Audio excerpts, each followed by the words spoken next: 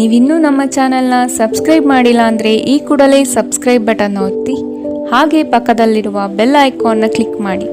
ಇದರಿಂದ ನಮ್ಮ ಹೊಸ ವಿಡಿಯೋ ಅಪ್ಡೇಟ್ಸ್ಗಳು ನಿಮಗೆ ಸಿಗುತ್ತೆ.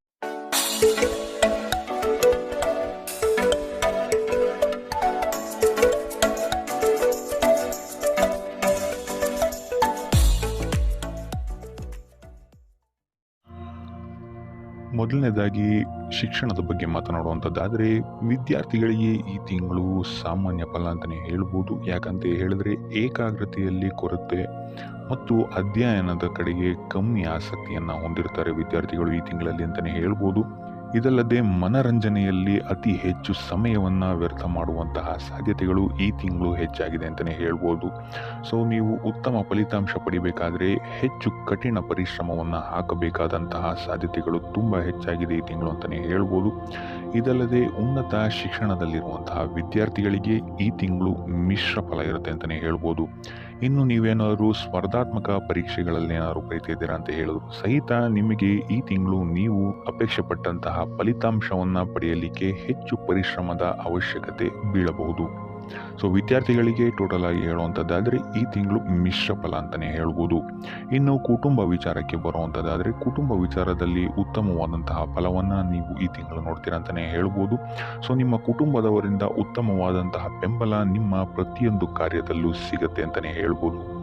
ಇದಲ್ಲದೆ ನಿಮ್ಮ ಮನೆಯಲ್ಲಿ ಶುಭ ಕಾರ್ಯಗಳು ನಡೆಯುವಂತಹ ಸಾಧ್ಯತೆಯು ಸಹಿತ ಈ ತಿಂಗಳು ಹೆಚ್ಚಾಗಿದೆ ಅಂತಲೇ ಹೇಳ್ಬೋದು.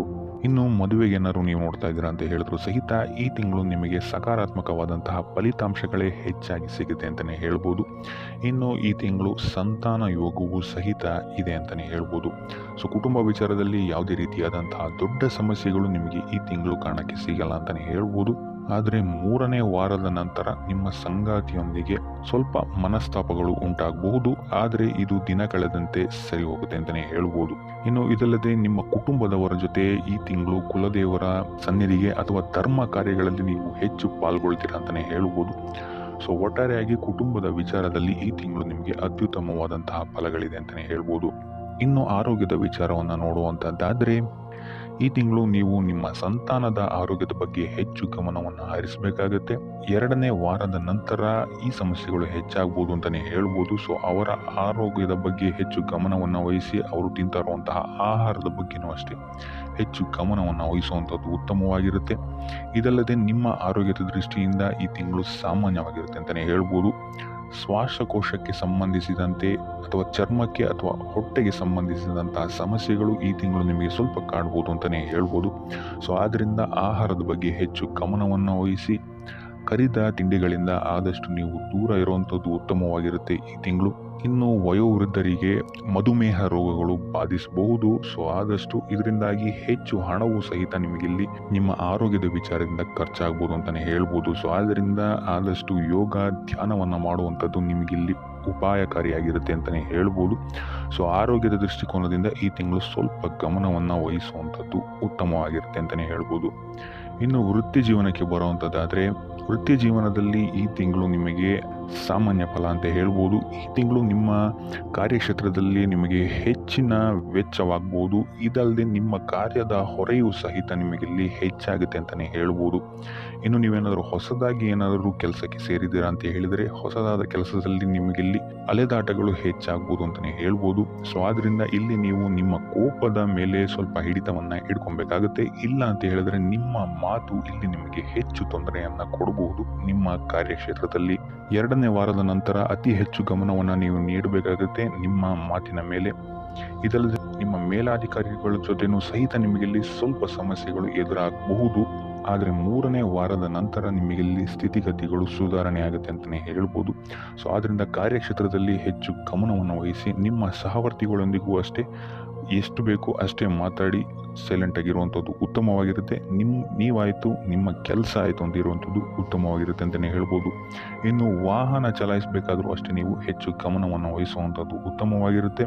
ಇನ್ನು ನೀವೇನಾದ್ರು ಕೆಲಸ ಹುಡುಕ್ತಾ ಇದ್ದೀರಾ ಅಂತ ಹೇಳಿದ್ರೆ ನಿಮ್ಮ ನಿರೀಕ್ಷೆಗೆ ತಕ್ಕಂತಹ ಕೆಲಸ ಈ ತಿಂಗಳು ನಿಮಗೆ ಸಿಗಕ್ಕೆ ತಡ ಆಗ್ಬೋದು ಅಂತಲೇ ಹೇಳ್ಬೋದು. ಸೊ ಆದ್ರಿಂದ ನಿಮ್ಮ ಪರಿಶ್ರಮವನ್ನು ನೀವು ಸ್ವಲ್ಪ ಹೆಚ್ಚಾಗಿ ಹಾಕಬೇಕಾಗುತ್ತೆ. ಸೊ ಒಟ್ಟಾರೆಯಾಗಿ ನೋಡುವಂಥದ್ದಾದರೆ ವೃತ್ತಿ ಜೀವನದಲ್ಲಿ ಈ ತಿಂಗಳು ನಿಮಗೆ ಸಾಮಾನ್ಯ ಫಲ ಅಂತಲೇ ಹೇಳ್ಬೋದು.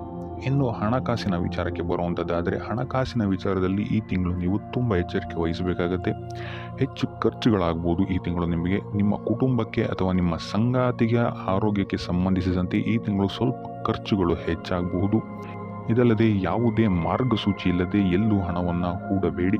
ಅನಗತ್ಯ ಖರ್ಚುಗಳನ್ನು ಆದಷ್ಟು ನೀವು ತಪ್ಪಿಸೋಕ್ಕೆ ಟ್ರೈ ಮಾಡುವಂಥದ್ದು ಉತ್ತಮವಾಗಿರುತ್ತೆ ಈ ತಿಂಗಳು. ಇನ್ನು ಇದಲ್ಲದೆ ವ್ಯಾಪಾರಿಗಳಿಗೆ ಈ ತಿಂಗಳು ಸಾಮಾನ್ಯ ಫಲ ಅಂತಲೇ ಹೇಳ್ಬೋದು. ಇನ್ನು ನೀವೇನಾದರೂ ಪಾಲುದಾರಿಕೆಯ ವ್ಯವಹಾರಗಳಲ್ಲಿದ್ದೀರಾ ಅಂತ ಹೇಳಿದರೂ ಸಹಿತ ಆದಷ್ಟು ಎಚ್ಚರಿಕೆಯನ್ನು ವಹಿಸುವಂಥದ್ದು ಉತ್ತಮವಾಗಿರುತ್ತೆ. ಆದರೆ 3ನೇ ವಾರದ ನಂತರ ನಿಮ್ಮ ವ್ಯಾಪಾರದ ದೃಷ್ಟಿಕೋನದಿಂದ ಇಲ್ಲಿ ಸ್ಥಿತಿಗತಿಗಳು ಸುಧಾರಣೆಯಾಗುತ್ತೆ ಅಂತಲೇ ಹೇಳ್ಬೋದು. ಇನ್ನು ನೀವು ಯಾರಿಗಾರು ಸಾಲ ನೀಡಬೇಕು ಅಂತಿದ್ರೆ ಆದಷ್ಟು ಎಚ್ಚರಿಕೆಯಿಂದ ಇರುವಂಥದ್ದು ಉತ್ತಮವಾಗಿರುತ್ತೆ. ಯಾಕಂತಹ ಕೊಟ್ಟಂತಹ ಸಾಲ ಮತ್ತೆ ಹಿಂತಿರುಗಿ ಬರುವಂಥದ್ದು ಕಷ್ಟ ಆಗಬಹುದು. ಸೊ ಆದ್ದರಿಂದ ಪ್ರತಿಯೊಂದನ್ನು ವಿಚಾರಿಸಿ ನೀವು ಸಾಲ ಕೊಡುವಂಥದ್ದು ಉತ್ತಮವಾಗಿರುತ್ತೆ. ಆದರೆ ಈ ಹಿಂದೆ ನೀವು ನೀಡಿರುವಂತಹ ಸಾಲಗಳು ನಿಮಗೆ ಈ ತಿಂಗಳು ಹಿಂತಿರುಗಿ ಬರಬಹುದು. ಇದೊಂದು ವಿಚಾರದಲ್ಲಿ ಇಲ್ಲಿ ನಿಮಗೆ ಉತ್ತಮವಾಗಿದೆ ಅಂತ ಹೇಳ್ಬೋದು. ಸೊ ಒಟ್ಟಾರೆಯಾಗಿ ನಿಮ್ಮ ಆರ್ಥಿಕ ಪರಿಸ್ಥಿತಿಯ ದೃಷ್ಟಿಕೋನದಿಂದ ಈ ತಿಂಗಳು ನಿಮಗೆ ಸಾಮಾನ್ಯ ಫಲ ಅಂತಲೇ ಹೇಳ್ಬೋದು. ಇನ್ನು ಉಪಾಯ ವಿಚಾರಕ್ಕೆ ಬರುವಂಥದ್ದಾದರೆ ಶಿವನ ಆರಾಧನೆಯನ್ನು ಮಾಡುವಂಥದ್ದು ಅಥವಾ ಶನಿವಾರದಂದು ಶನೀಶ್ವರನ ದೇವಾಲಯಕ್ಕೆ ಹೋಗಿ ಎಳ್ಳು ಬತ್ತಿಯನ್ನು ಹಚ್ಚುವಂಥದ್ದು ನಿಮಗಿಲ್ಲಿ ನಿಮ್ಮ ವೃತ್ತಿ ಕ್ಷೇತ್ರದಲ್ಲಿ ಮತ್ತು ವ್ಯಾಪಾರ ಕ್ಷೇತ್ರದಲ್ಲಿ ಅಥವಾ ಹಣಕಾಸಿನ ವಿಚಾರದಲ್ಲಿ ಆಗ್ತಾ ಇರುವಂತಹ ತೊಂದರೆಗಳಿಂದ ನೀವಿಲ್ಲಿ ಆಚೆ ಬರೋಕ್ಕೆ ಸಹಾಯ ಆಗುತ್ತೆ ಅಂತ ಹೇಳ್ಬೋದು. ಸೊ ಇದಾಗಿತ್ತು ಈ ತಿಂಗಳ ನಿಮ್ಮ ರಾಶಿ ಭವಿಷ್ಯ.